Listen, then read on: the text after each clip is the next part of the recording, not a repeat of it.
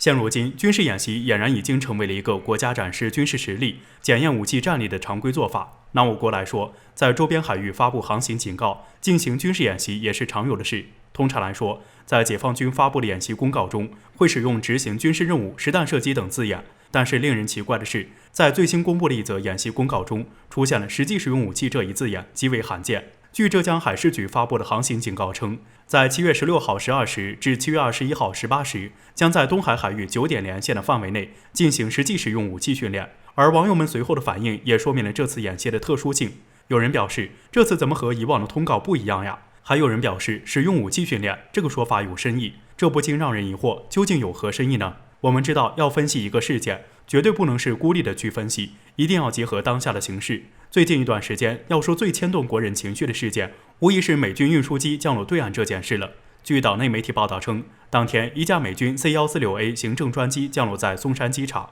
尽管其仅仅只是短暂停留了10分钟，但是这件事所造成的恶劣影响仍然很大。我们知道，美军这一行动已经切实踩上了中国的红线。更加令人气愤的是，美军明知这一事件的严重性，仍然要不顾中国的反对踩上。他们之所以如此冒险，目的也很简单。美军深知，只有在涉及中国最核心的主权问题上做文章，才能最有效地搅浑中国局势，阻碍中国崛起进程。但是他们却忽略了这一挑衅背后将会招致而来的严重后果。祖国统一问题是中国几代人的夙愿，中国人民绝不能容忍美国来破坏。因此，我们有理由相信，解放军这次特殊演习活动是一个很强烈的警示信号。不同于以往，今年以来，美国踩上中国红线的次数较往年而言大幅增加，而挑衅的力度也是一次比一次大。另外，美国的盟友们也开始接连表态，如日本、澳大利亚等接连表示将会在战时选择军事介入。按照这样的趋势下去，美国很有可能在台海挑起一场战争。在意识到这一危险之后，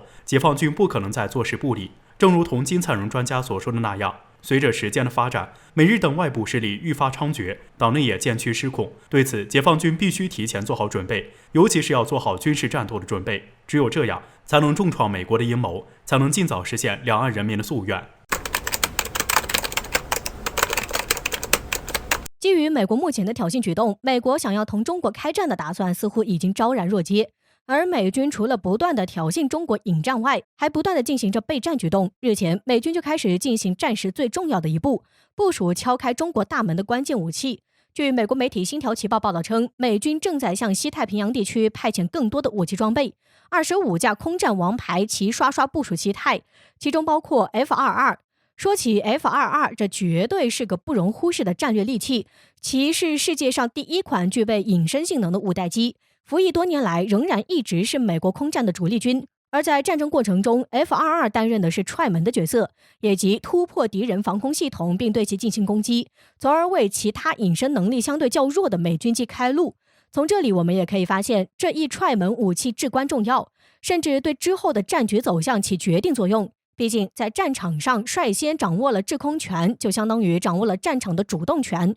尽管这次 F-22 的部署是为参加演习，达到威慑目的，但是不排除其后续会一直部署在西太的可能性。就美国目前的动作而言，其近几个月来频频向太平洋地区增兵，这很难不让人怀疑美军这是在做相应的备战举动。那么问题来了，即使美军派来了踹门的王牌战机，是否美军就会如同空袭伊拉克那样，在短短时间内击溃解放军的防空系统，轻易撬开中国的大门呢？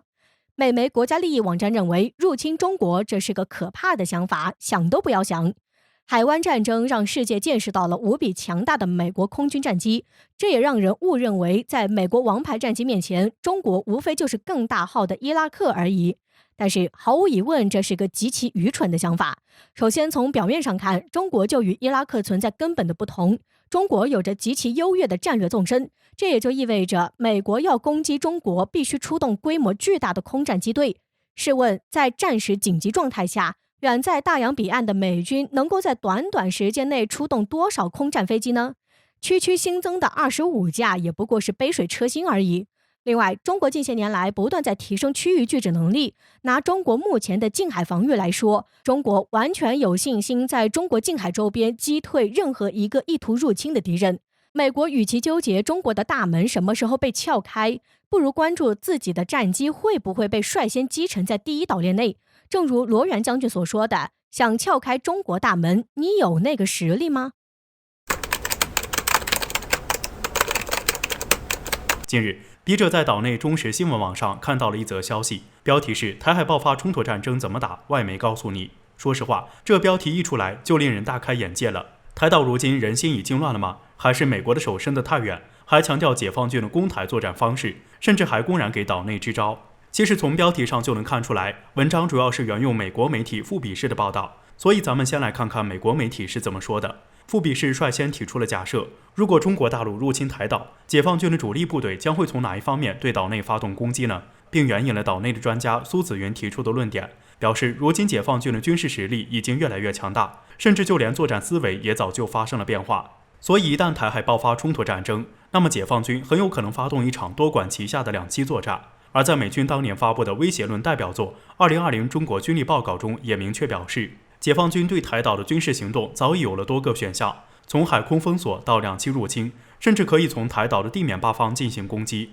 只需要极短的时间就能够彻底攻占台岛。因为如今解放军不断地采购更多的两栖攻击舰和战车登陆舰，而且解放军在福建和浙江部分地区也部署了导弹，甚至极有可能是装载有高超音速弹头。所以这也证明了，一旦解放军对台岛发动攻击，必然会让台岛无法进行有效的防御。这篇引战文中，美媒还公然给岛内支招，表示只有一种解决方法，那就是同样用导弹攻击大陆的舰队。而之前台岛刚刚和美国签署了价值14亿美元的武器采购合约，就是抵御解放军的最好的办法。这些信息已经能够很轻易地表明，美国这就是在挑拨两岸关系。严重一点的说，美国是在引战，是在给岛内散发武统是必然的道路错误信息，逼中国动手。因为不管是收复台岛还是针对美国，应该都是美国愿意看到的，只有这样美国才能浑水摸鱼。最近美国在台海动作就比较频繁，比如军用运输机再次降落在松山机场，和日本战略绑定针对台海出手，几次提到了护卫台海是美西泰部队的职责等等，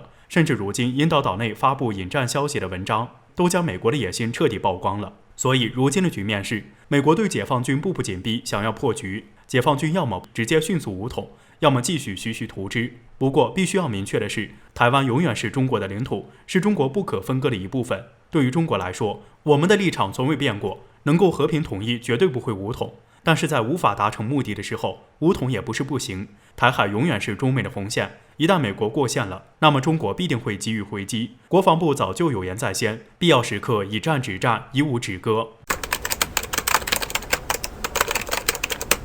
在7月14号，中航工业集团官方账号在社交媒体上用一张去图自嘲自家研发的全新航空发动机造型与9筒十分相似，而图中的飞机使用的却是运20的造型设计。这一行为被外界视作为官方首次证实运20搭载全新国产发动机涡扇20。需要注意的是，在早期就如同歼20的成长过程一样，运20自诞生起就始终背负着一个去不掉的阴影，使用的俄制 D30KP2 发动机。也就是说，作为被我军视作中国空军走向战略空军的关键一步，却必须依赖俄罗斯供应的发动机。尽管就中俄当前的关系来说，俄罗斯肯定不会突然断供，但未来究竟如何，终归不能将关键性道具掌握在他人手中。直到2021年的6月份，当时网上曝光了一张全新的运20黄皮测试机照片，很明显的可以看到机翼下方的发动机有了明显变化，体积较俄制的更粗更短。也有相关人士透露，这其实就是运20的改良版，安装了全新的航空发动机涡扇20。不过因为官方从未表态，因此该消息一直被外界关注，但始终没有一个定论。